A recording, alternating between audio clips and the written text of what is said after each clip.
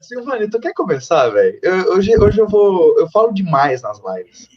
Por Mano, favor, vamos lá. comece, cara. Cara, eu vou começar e, assim, esse é um argumento que não dá pra desconsiderar, tá legal? É uma... É um argumento considerável. Mas ele é muito simples de responder e Santos Tomás já conseguiu responder ele de forma muito magistral. Vamos lá, quando a gente está falando de onipotência, você está falando de ter toda a potência, tá certo? Mas qual que é a questão da potência?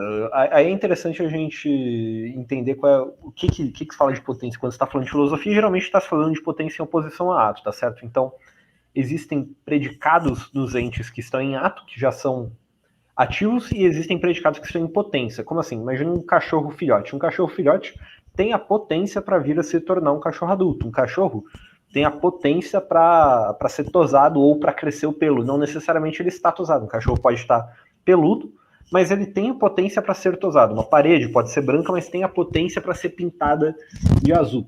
Então isso é a questão da potência. Tudo que pode vir a acontecer com um ente, ok? E quando você está falando da onipotência divina, está falando do seguinte: Deus pode realizar todas as coisas que podem vir a ser realizáveis sem contradizer a lógica, justamente por conta disso. Se uma coisa contradiz a lógica, não é nem que ela está além da potência divina, é que ela é uma coisa que simplesmente não existe, nem em ato, nem em potência. Deus tem toda a capacidade de atualizar todas as potências que existem. Mas agora, uma pedra que não é capaz de ser levantada por nenhum ser, nem próprio Deus. Isso não é uma coisa que existe em potência. Se não existe em potência, não é que fere a onipotência divina, é que tá só além do próprio conceito de potência e onipotência, por consequência. Então, relativamente simples, cara. Basicamente, Deus pode fazer tudo o que pode ser feito. Não o que pode ser feito por uma pessoa, mas o que pode ser concebido no mundo. Tudo que sai em potência no mundo. Me corrija se estiver errado, mas ele tem que obedecer a lógica. Não dá pra, tipo, Deus consegue fazer um quadrado redondo? Não, logo ele não pode fazer tudo que é possível, porque é simplesmente ilógico isso. Não é nem que ele tem que obedecer à lógica, porque a lógica segue uma série de leis que foram promulgadas por ele mesmo, tá certo? Assim, faz parte dessa lei eterna. Não é que ele tem que obedecer, mas é que ele em certa medida, se identifica com a própria lei da lógica, tá certo? Na medida Ele que criou, essa também é eterna.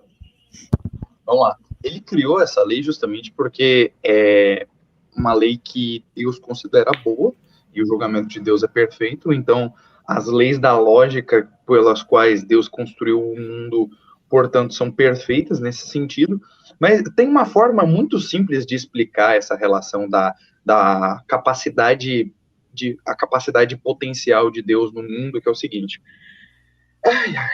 imagine o universo como um GTA, Deus, ele escreveu todas as linhas de código que geram, na verdade, que realmente gerem, no sentido de gerência, toda a programação daquele jogo, certo? Ele programou todo o GTA. Só que Deus, como sendo administrador, ele pode literalmente bater um Shift Tab e fazer o cheat que ele quiser, porque ele tem chave de administrador na porcaria do jogo. Só que o problema é o seguinte: ele pode agir como administrador até um certo ponto dentro do jogo. Por quê? Porque ele não tem poder suficiente dentro do próprio jogo? Não, porque se ele ultrapassar algumas linhas do que ele vai fazer dentro do que é possível, ele simplesmente vai crashar o jogo. É a explicação mais assim banal que eu posso dar do jogo. É o seguinte: tem um nível até onde Deus pode agir dentro do universo, que é justamente tudo que é concebível, mesmo que isso vá contra a lógica. Só que isso não pode quebrar a lógica dentro do sentido concebível da palavra.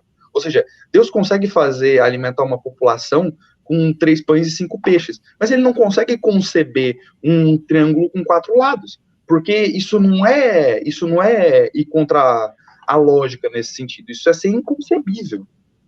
Acho que é a forma mais simples de explicar qual que é o problema do paradoxo da pedra, e a galera não entendeu o que significa onipotência no geral.